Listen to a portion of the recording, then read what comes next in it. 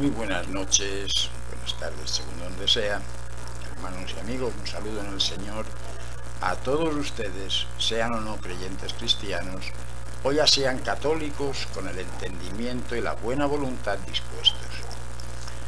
Que esto es, bueno, precisamente de lo que se trata esta serie y a quienes precisamente van dirigidos estos capítulos de mi libro ¿De qué protesta un protestante? Hoy trataremos un tema que yo calificaría como el más delicado y sensible a la mentalidad católico-romana. Nada más y nada menos que el capítulo 3 en su primera parte, titulado La Virgen María y los Santos. Una, digamos, de las frases, pues, que por ignorancia suelen decirnos los católicos, es muy común decirla a los protestantes, esos que no creen en la Virgen María ni en los santos. Naturalmente que creemos en la importancia de la una y en cuanto a los otros, pues a la innegable que es la bienaventurada Virgen María, pero como ser humano, y de los otros también como personas ejemplares. Es innegable que la Virgen María fue un ser humano fundamental en la vida terrenal de Jesús, y que los santos, si con tal denominación queremos definir como es el original griego, los apartados para Dios, su testimonio de una vida temporal ejemplar y edificante, así como de buen testimonio público, nos merece todo respeto, pero no más. Pero de eso, de ese respeto, a depositar una fe en la Virgen María y una confianza en la intersección y mediación de los santos, hay un abismo bíblicamente, hermanos, infranqueable. Dice el Señor: porque hay un solo Dios y un solo mediador entre Dios y los hombres, Jesucristo hombre. Primera Timoteo, capítulo 2, versículo 5. Como puede observarse, la palabra de Dios es clara y terminante sobre tan fundamental asunto. La excusa o justificación que la Iglesia de Roma pretende hacer valer ante esta evidentísima contradicción con el Nuevo Testamento es que se debe interpretar tal mediación únicamente en lo referente a la redención y por tanto la salvación, que es solamente en Cristo Jesús. Hagamos uso, pues, nuevamente del contexto bíblico para demostrar que la abogacía y mediación ante el Padre es exclusiva del Señor Jesucristo. Dice la palabra de Dios: y todo lo que hagáis, sea de palabra o de hecho, hacedlo todo en el nombre del Señor Jesús, dando gracias a Dios Padre por medio de Él. Eso dice el Señor en Colosenses, capítulo 3, versículo 17. Por tanto, es totalmente incomprensible que se intente bajo ningún pretexto justificar cualquier tipo de mediación mariana ante el Todopoderoso. La intersección y mediación de la Virgen María y de los llamados santos, defendida por el catolicismo romano, ha llegado a tan gravísimas consecuencias que en multitud de lugares ha ensombrecido, ignorado y desconocido la figura de nuestro Señor Jesucristo. La advocación mariana y las distintas devociones a tal o a cual santo han llegado a extremos heréticos y aberrantes, debido principalmente a la ignorancia en que tienen sometido al pueblo católico en cuanto a la palabra santa de Dios. Con tales situaciones se ha visto obligada a enfrentarse a la Iglesia de Roma en muchísimas ocasiones en que ha podido observar un auténtico vuelco de sus fieles hacia la superstición y abominaciones extremas. Por lo general, Roma suele achacar todas estas barbaridades a la ignorancia popular y a la práctica de tradiciones que no han podido ser detenidas. Tal ha sido el fruto que ha recibido Roma por cambiar la enseñanza pura y completa del Evangelio de Jesucristo por normas, decretos y tradiciones que han favorecido y desembocado en esas situaciones.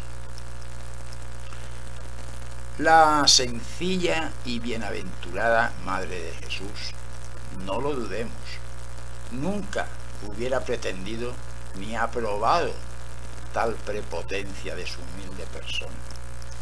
Por lo demás, no justificada ni en un solo pasaje de las Escrituras. De todo el contexto evangélico, lo único que deja traslucir la palabra de Dios sobre la personalidad de María es la de una mujer por completo entregada a su condición de madre y esposa, humilde, temerosa de Dios y agradecida por la maravillosa bendición de que fue objeto.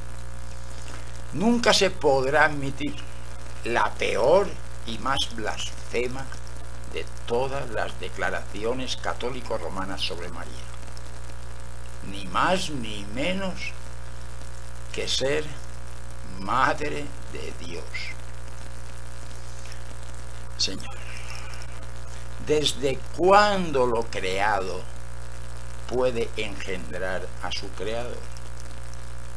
Es hasta incluso pueril el argumento que suelen presentar para defender esta absurda atribución a María. Atiendan bien, por favor, tamaño desatino.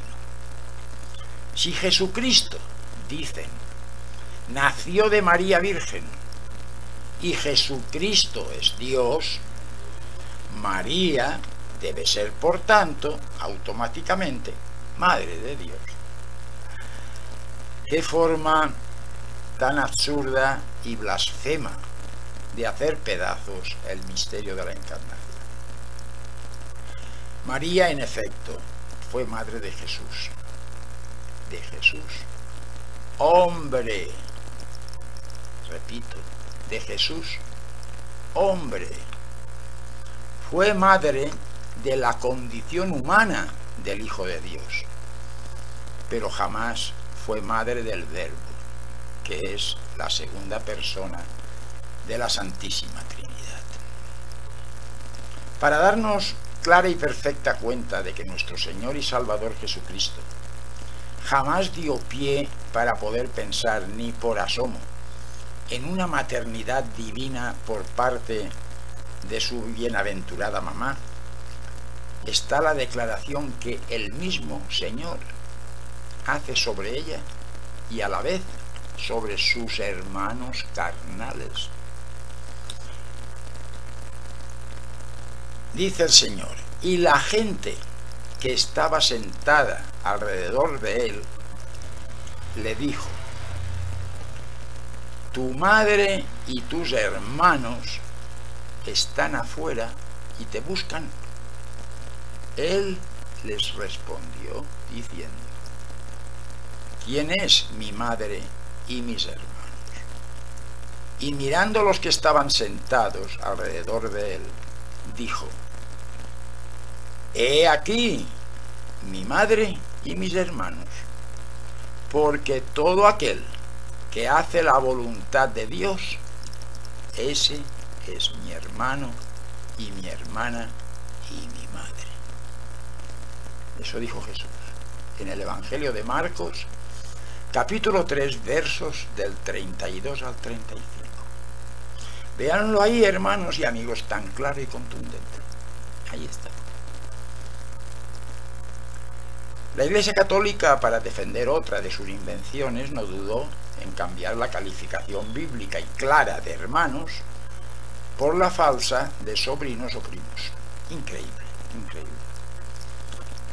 Ante esta realidad irrefutable e incontestable de las Escrituras, ¿dónde se justifican, pues, las frases que sobre María abundan, tales como Madre de Dios, abogada nuestra, Reina de los cielos, Madre de misericordia y tantas otras, a cual más enaltecedora de la doctrina mariana?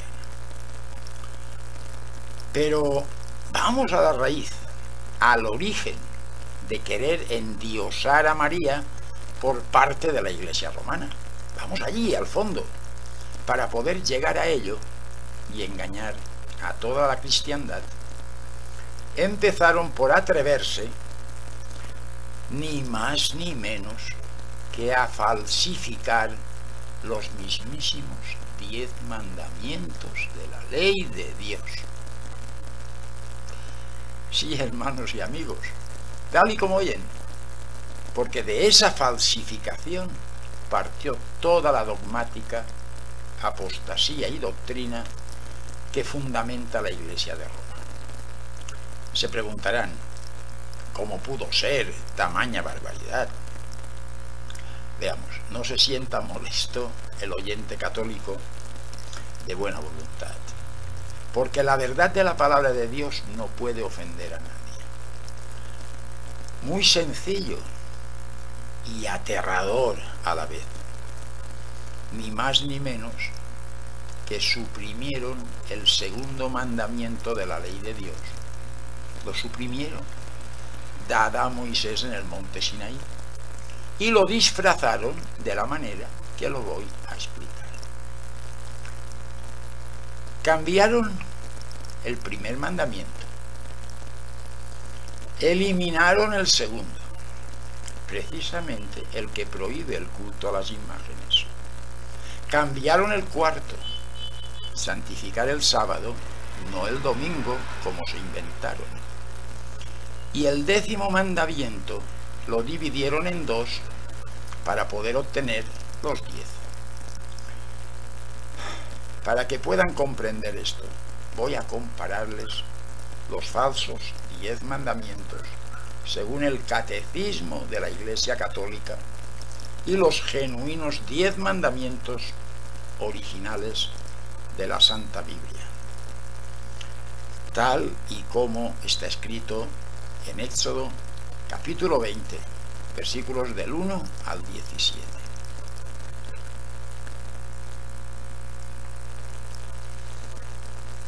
Según el catecismo de la Iglesia Católica, los 10 mandamientos son: primero, amar a Dios sobre todas las cosas. La Biblia dice, primero, no tendrás dioses ajenos delante de mí. Segundo, según el catecismo romano, no tomarás el nombre de Dios en vano. Pero no dice nada de eso.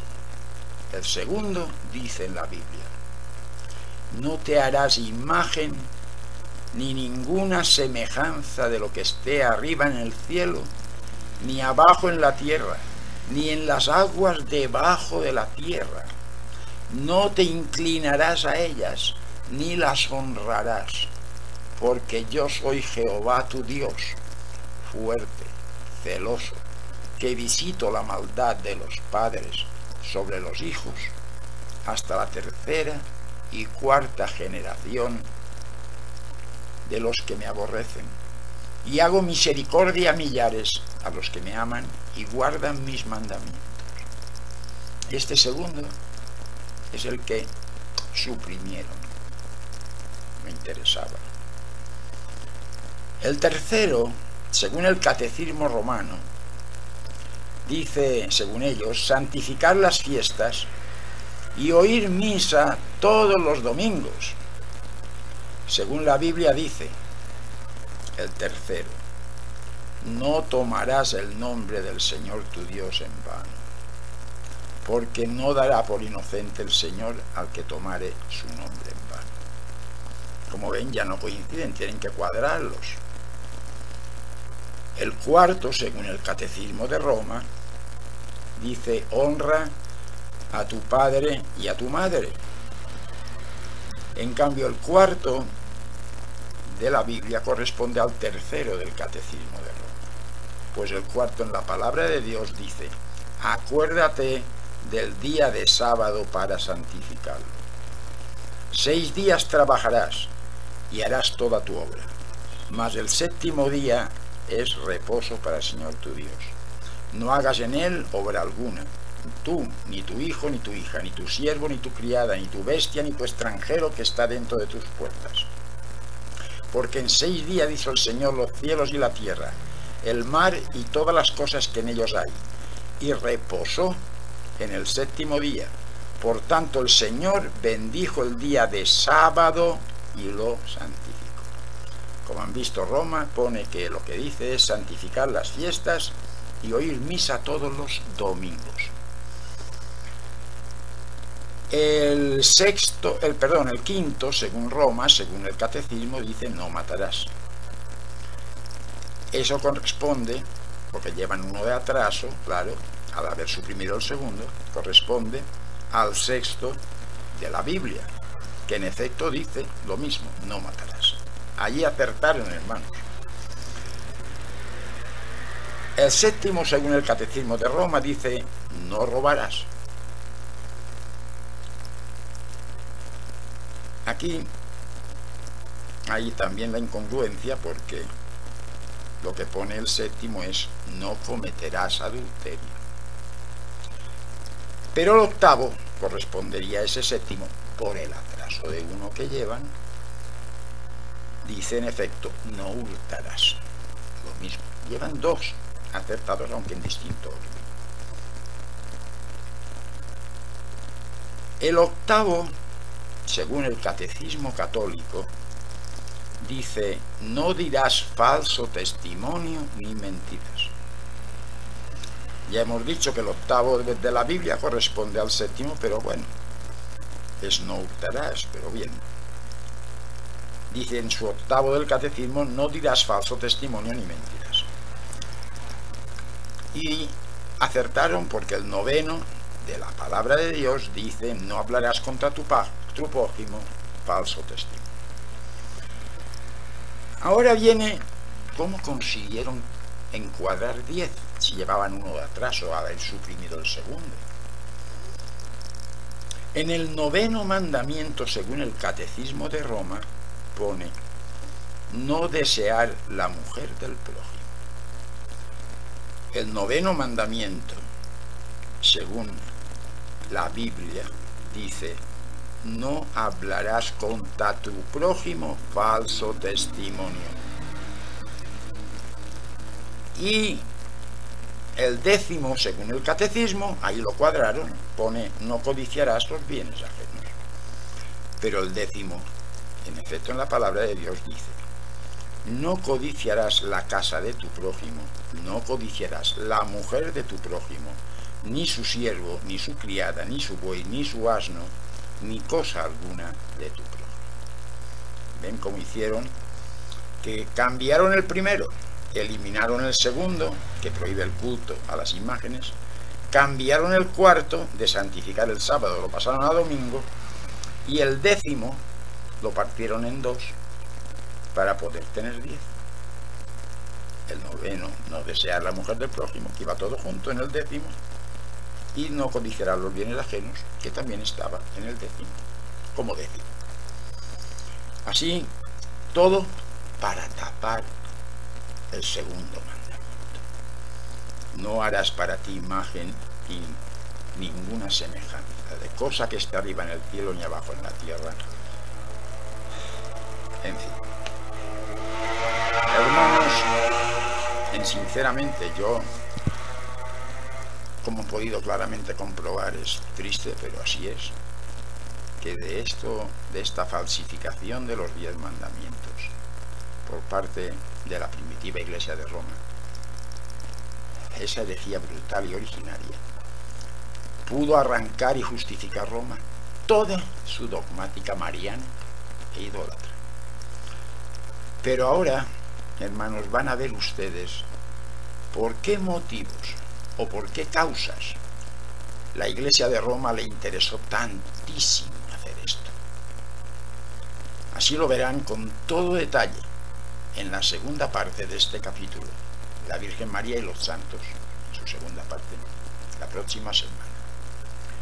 Que Dios Todopoderoso, Eterno, les guarde y bendiga, hermanos y amigos, en el nombre que es sobre todo nombre, Jesucristo.